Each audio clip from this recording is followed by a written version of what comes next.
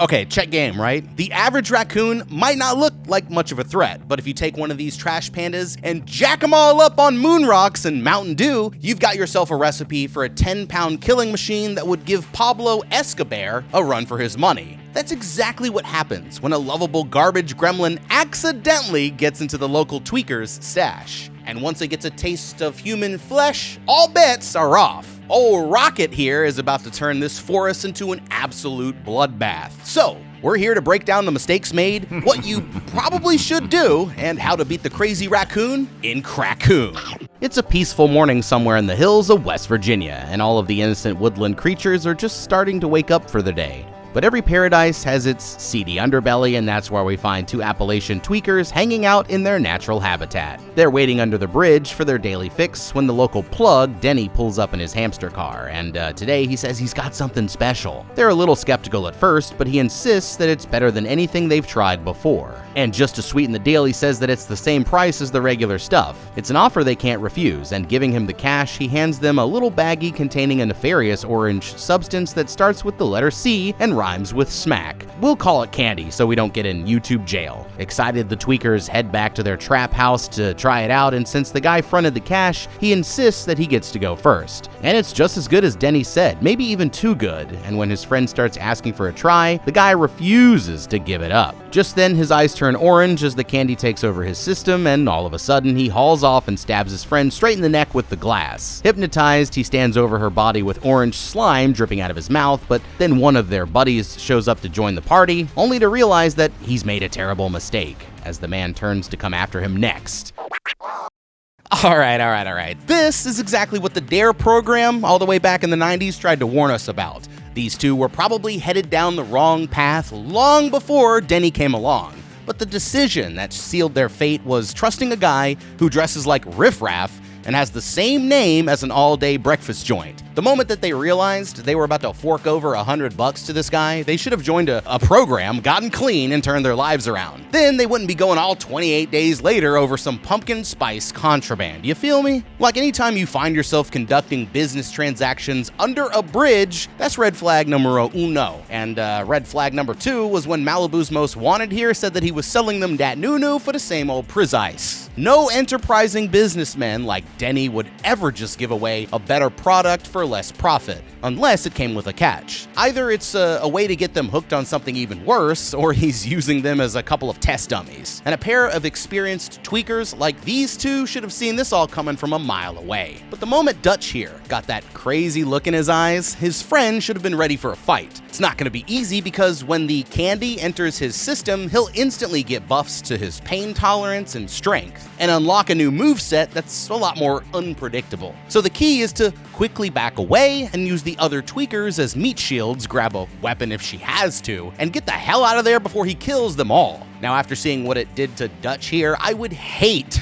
to see what this stuff would do to a wild raccoon, but I guess it won't be long before we find out. The next scene takes us over to the local morgue where the medical examiner is busy looking at the victim's body. He's going back and forth with his buddy over the harsh realities of the job, saying how he'd rather be dealing with regular dead bodies instead of the weird stuff they've got him doing now. As he looks over the corpse, he remarks that her eyes are completely orange, and they're both horrified by the sheer brutality of the attack. Calming his partner down, the old man reminds him that they need to stay professional and starts explaining how the incident was caused by a very bad batch of candy that's been making its way through the streets. They're worried that it's only gonna get worse, and after a final one-liner from the old man, we're off to the next characters in our story. At their home somewhere nearby, this park ranger Jonathan is cooking up breakfast for his unfaithful wife Charlotte, a local teacher. He's off to patrol the back mountain for any college kids who might be causing trouble, but this reminds her of a time when they used to do the same thing. They've been having some trouble in their relationship since she cheated on him a few months ago, and she gets annoyed that Jonathan keeps bringing it up. Sorry, I mean, it's like, what else are you supposed to do? Apologizing, he explains that it's not exactly the easiest thing to forget about, but quickly changes the subject and says that he better get to work. According to him, it should be an easy day, but little does he know that he's in for a surprise. The story brings us to yet another spot under a bridge where we find two more tweakers sitting by the river. They're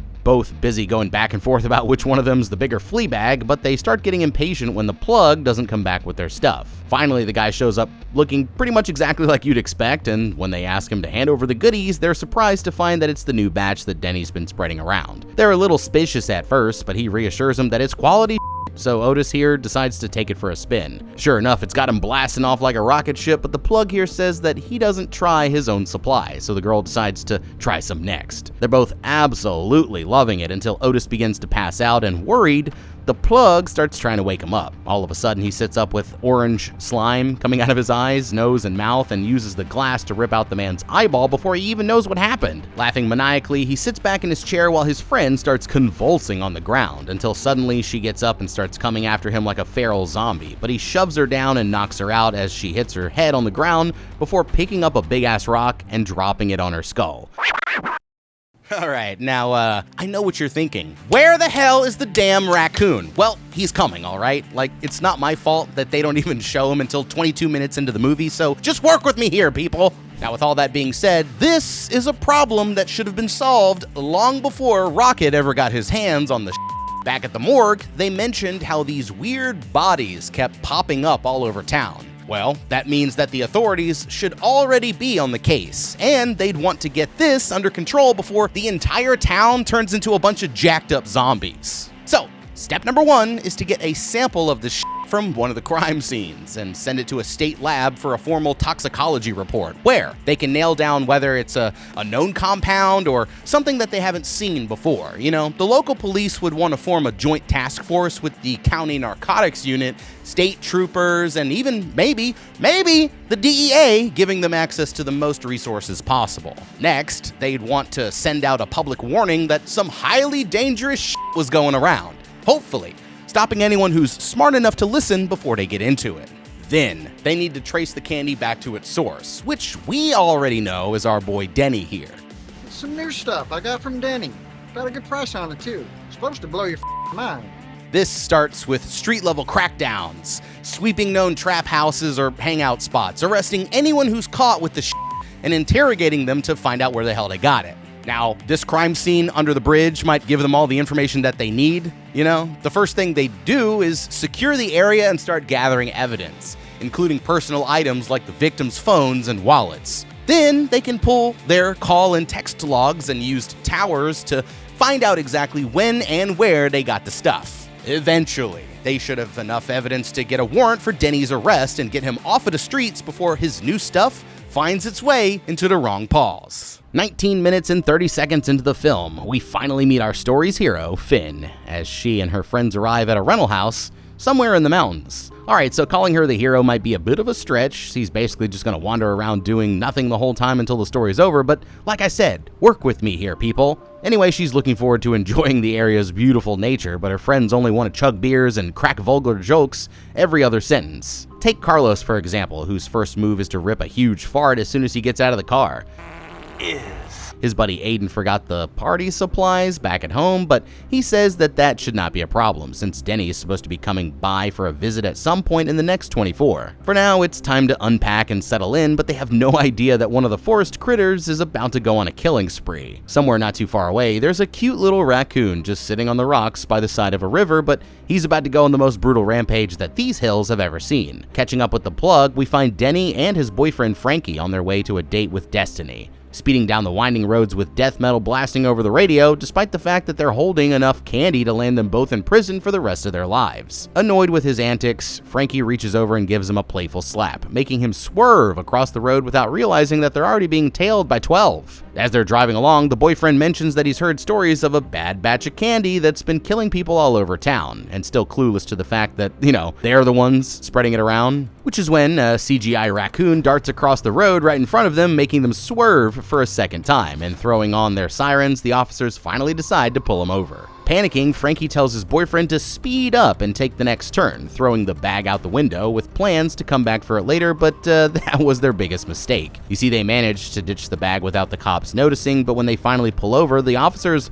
want to know why they were swerving all over the road. They're pretty suspicious of these two at first, but Frankie manages to throw them off by acting like they're on their honeymoon, and deciding that they're not worth the trouble, he tells the couple that they're free to leave. Thinking that they just got away with it, the two of them turn back to get to the goods, but before they can get there, the cute little raccoon comes wandering along and finds it first. Crawling over to the bag, he opens the zipper with his teeth and starts digging around inside, emerging with the entire baggie full of orange candy and scampering away into the forest. Oh my god. Alright, get this, right? This is worse than the time that pet raccoon got its owner busted during a traffic stop. You see the clip right here?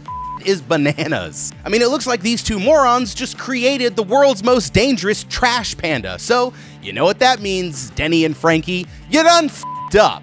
Now let's get one thing out of the way first, because none of this ever would have happened if you two idiots hadn't created this in the first place. Like, I don't know who decided to let you dumbasses cook, but it seems like you're less of a Walter White and more like a season 1 Jesse. I mean, what the f*** did you even put in this to give people that kind of reaction? A concentrated dose of the rage virus? Unfiltered jet fuel and chemical X from the Powerpuff Girls? You gotta let me know. Anyways, whatever concoction of substances you brewed up was never meant to mix. And the craziest part is, Frankie's already heard about dead bodies with orange eyes piling up all over town. I mean, hello! I know you're stupid, but do you need someone to spell it out for you? Like, what more would you have to hear before you realized that this mysterious plague was directly related to the batch that you just cooked up? So yeah, it might be a good idea to stop selling the shit before it gets any worse. Like, I don't know if you realize this, but turning all of your customers into actual zombies is a pretty good way to run yourself out of business. I mean, pretty soon there won't be anyone left to buy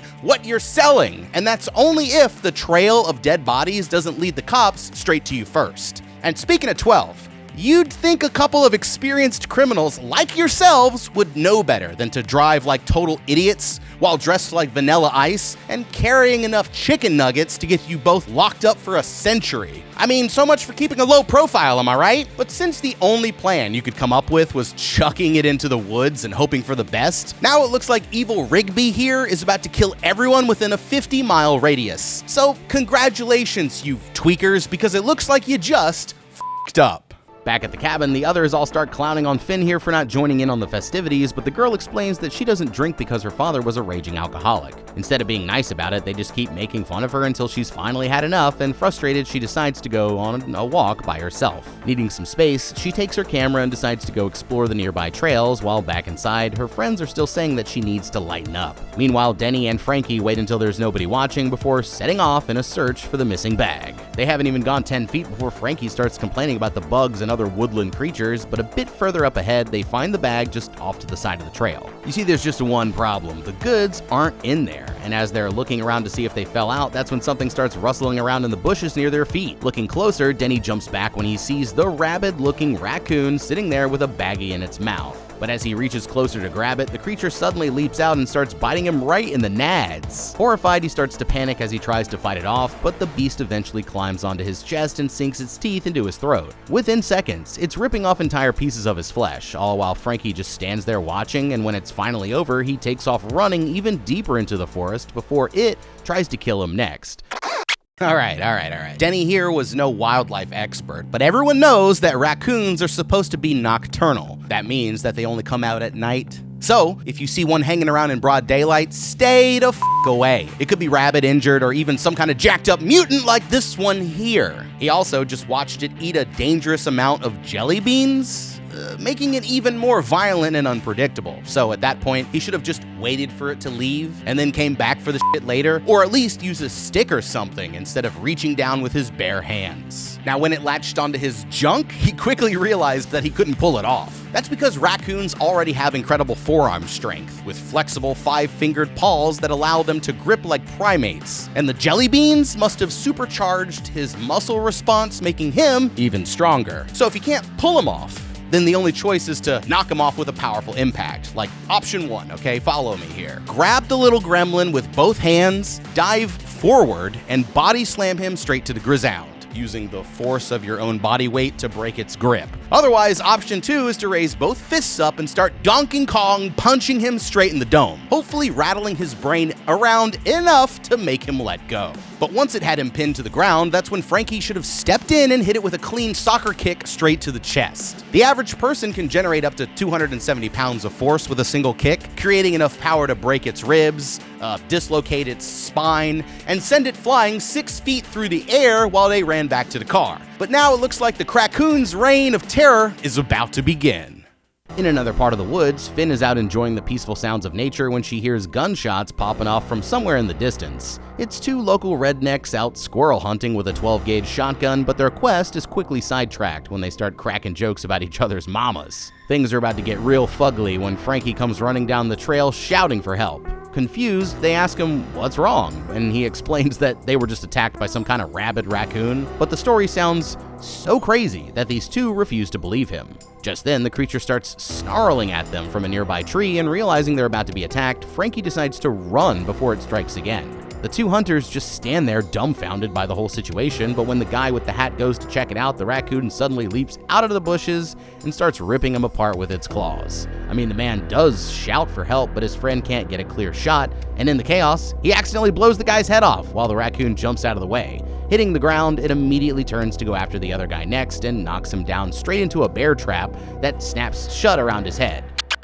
Alright, these 2 might just be the worst hunters I've ever seen. Like, I'm just gonna go ahead and say that. Now, like we just discussed, raccoons only come out in the daytime if they're sick or injured, and that means that they're dangerous. So when they saw the thing growling at them from a tree, the absolute last thing they should have done was start getting closer to it. As soon as they noticed it was watching them, the smarter decision would have been to hold their ground and start backing away slowly. You don't want to turn and run, at least not yet, because that could trigger an aggressive response, but backing up slowly lets the animal know that you're peaceful, while also giving you time to react in case it decides to attack. Instead, this idiot sent his unarmed buddy over there to check it out, but all that did was piss the thing off even more. Now, unlike the tweakers, these hunters were armed with a shotgun, giving them the perfect Crackcoon slaying weapon if only they'd used it properly. You know, us gamers know that shotguns work best at close to medium range because they fire multiple pellets that spread out as they travel, okay? This increases your chances of hitting the damn thing unless you're too far away. So with that being said, it makes backing up even more important because it allows them to use their weapon as effectively as possible while keeping themselves out of harm's way. The only problem was, Lenny here might have used up his last shell when he turned his buddy's head into red mist. But even then, he still had a chance to win the fight. Like, even without ammunition, the shotgun is still a 7-pound club that can do some serious damage. Lenny here could have just grabbed it by the pump and hit the raccoon with a full power Happy Gilmore swing as it ran up, you know, sending it flying into the woods like a giant furry golf ball. Then they'd be the ones eating raccoon stew for dinner tonight instead of the other way around.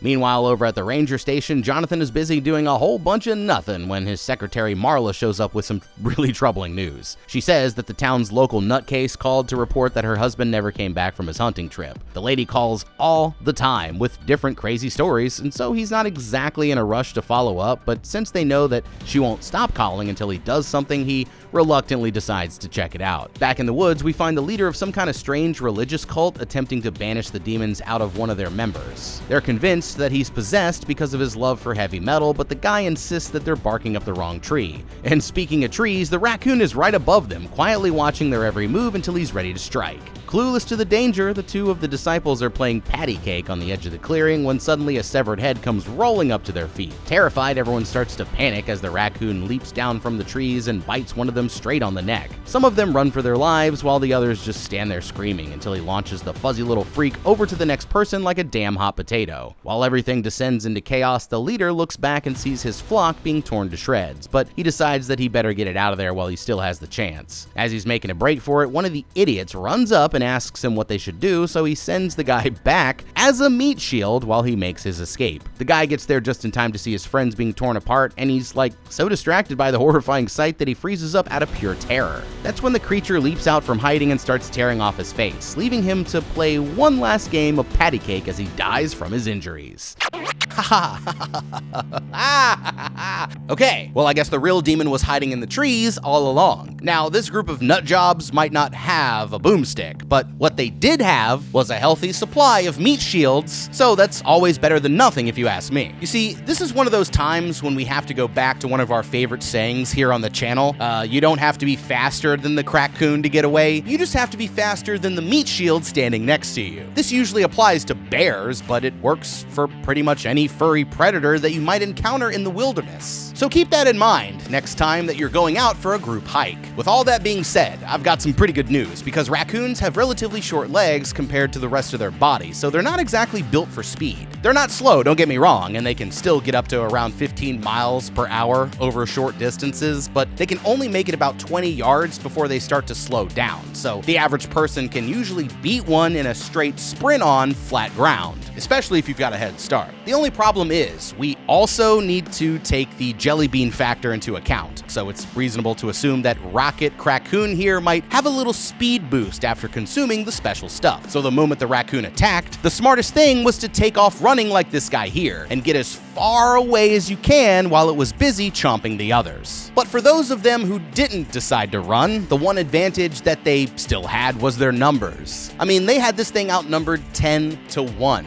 So as soon as the Crackcoon attacked, they should have started grabbing branches, rocks, or whatever the hell else they could find and tried working together to stomp this thing out. They would definitely take some casualties, but it's better than just standing there while the Crackcoon tears them apart. Somewhere else in the forest, Finn starts hearing raccoon noises coming from the bushes, but just when it looks like she's about to be attacked, Frankie comes barreling out of the woods and crashes right into her. Apologizing, he explains that he was just attacked by a rabid raccoon, but just like with the others, Finn refuses to believe a word he says, which is when they hear the sounds of the raccoon watching them, and Frankie decides to head out before the furry little demon comes back, but the girl shrugs him off as some kind of weirdo and decides to continue on her way. Meanwhile, a completely unrelated dude decides to hit up the bathroom, but the raccoon follows him in, and from the sound of the screams, that makes 16 down with 11 more to go. Nearby, our next victims find themselves setting up a fishing spot by the side of a peaceful lake. The girlfriend's frustrated that Alan here couldn't take them on a more expensive vacation, but his hot dog stand only makes so much money. So unfortunately, this was the best that he could afford. They haven't made it 5 seconds into the trip before they start getting into a huge fight, and frustrated, he wanders off to go get some firewood, but it's the last time that they'll ever see each other alive. They're both secretly wishing for the other to die when Alan hears something rustling around in the bushes. Curious, he pulls them apart only to see the jacked up raccoon snarling back at him from the other side. The idiot leans closer, thinking that it's harmless, when suddenly the creature jumps out and tackles him to the ground, pinning him down as it rips open his stomach and starts feasting on his guts. I mean, there's nothing that he can do to fight back until he finally dies from his injuries, and now that it's done with him, the beast decides to go after his girlfriend next. Using its CGI powers to sneak up to the campsite, the raccoon finds the woman passed out in a chair and decides to climb up and sit on her lap. In her half-awake state, she starts petting the thing like it's one of her cats until suddenly it bites down on her finger and jolts her awake. Horrified, the woman tries to fight it off, but she ends up falling backwards as she struggles to get away, and the raccoon sinks its fangs into her throat. Next, we jump back to Ranger Jonathan, who's just found the hunter's dead bodies lying in the middle of the woods. Calling down to the station, he tells the secretary that the local nutcase was right after all, and asks her to warn the sheriff while he gets to the bottom of it. It looks like he's not going to be home for dinner, so while leaving, he calls his wife to let her know that he's going to be running late. As for Frankie, he keeps running through the forest until he finally comes to the cabin where the girl and her friends are staying, but that's when he sees the raccoon perched in a tree nearby. Terrified, he tries his best not to provoke it, but there's nothing he can do as the animal leaps down from the treetops and tackles him to the ground. It isn't long before Ranger Jonathan discovers the couple's body near their campsite. Looking closer, he notices tiny cracks all over the ground, and calling the station, he warns the secretary that there just might be a killer raccoon on the loose. Alright, well, it looks like this hot dog vendor just found himself on the wrong end of the food chain. Now, even without a killer raccoon in the picture, Buddy here should have never gone wandering off by himself in an unfamiliar forest. And you never know what kind of animals you just might run into out there. It's not just the Crackcoons in these woods, you know, but you gotta remember, most wild animals will run if we get too close. So if one ever starts snarling at you from the bushes, the absolute last thing you should do is lean in closer. It's growling because it wants you to back the off. Now, as soon as he heard this little garbage gremlin in the bushes, he should have started backing away slowly, like no shit, right? And maybe grabbed a rock or a stick or something in case he had to fight back. Then, once he gained enough ground, he could get his ass back to the campsite where his ungrateful girlfriend was waiting. Now, speaking of the girlfriend, when she woke up with this thing gnawing on her finger, the best move would have been to use her free arm to punch it, or slam it to the ground. From there, she could have used her chair as a weapon to fight it off, or even grabbed some of Alan's hot dogs from the bag to use as a distraction, giving herself an opportunity to run for the car or jump in the lake before she got turned into lunch meat. And as for Ranger Rick here, he's finally figured out that these woods are in fact being terrorized by a rabid raccoon, so now it's time for the predator to become the prey. Now, he's already alerted the sheriff, so he's off to a good start, but the next thing that he really wants to do is start going to any nearby campsites, cabins, and fishing spots and try to get any random civilians out of the area. Then it's back to the ranger station to prepare himself with some weapons and equipment like a shotgun, tranquilizers, flashlight, and some protective gear to keep him safe from bites. If you're going after the Crackcoon, you gotta think how the Crackcoon thinks. And what's the one thing it loves more than human flesh? That's right, more candy. So if Jonathan was able to get his hands on more of Denny's stash, then he could use the to lure the animal into a trap and either take it down with a well-placed shot or let it do so much of the stuff that it just dies on its own. At the cabin, Carlos and Natasha are busy getting it on American Psycho style when he starts to suffer from some performance issues. Taking it in stride, he strolls off to go use the bathroom while she waits for him to come back to bed. As he goes, she asks him to open up the window so they can get some fresh air, but the breeze won't be the only thing that they're letting in, because the moment that he's gone, the jacked up raccoon decides to crash the party. Climbing inside, the creature sneaks up and crawls onto the bed where Natasha is lying down with her eyes closed. Thinking that it's just Carlos, she doesn't even realize that she's in danger until he comes strolling back from the restroom, and suddenly she pulls back the sheets only to see the rabid raccoon snarling back at her. Now that it's been discovered, the creature immediately starts to attack, but hearing the screams from the other room, the others assume that their friends are just having like a really good time. Well, back in the bedroom, Carlos just stands there making the Home Alone face while Natasha's being ripped to shreds. I mean, the girl begs him for help, but he just runs away and goes to hide in the corner. Only he doesn't make it far before the raccoon finishes up and starts coming after him next. It looks like this furry demon was the last thing that he'll ever see, and slumping against the wall, he has time to get out a final one-liner before dying from his injuries. Back in the living room, Denise here decides to take a shower while Aiden drops the kids off at the pool, so they each split up into different restrooms to do what they gotta do. The boyfriend's, bowel movement, I guess, is going swimmingly, but there's just one problem. He's out of TP, and Denise is too busy showering to hear him calling for help. The others aren't answering either, so he pulls up his undies and starts digging around underneath the sink in hopes of finding some more. But while he's distracted, the killer raccoon sneaks up from behind and jumps onto his back, brutally ripping off pieces of his flesh as he struggles to get away. Overwhelming him, it grabs his head and forces him down into the toilet, where it starts drowning him to death in his own poopy water. Fighting his way to the surface, Aiden gasps for air. Meanwhile, Denise starts shouting for Aiden to bring her a towel, but she gets frustrated when he doesn't respond. Following the sound of her voice, the raccoon makes its way into the room and climbs on top of the shower curtain, all while the girl still has no idea it's even there. Finishing up, she throws open the curtain and sends the raccoon crashing to the ground. It jumps back up and starts tearing her apart, wrapping her up in the curtain as it bites out her tongue and leaves her slumped against the wall with her blood pouring down the drain.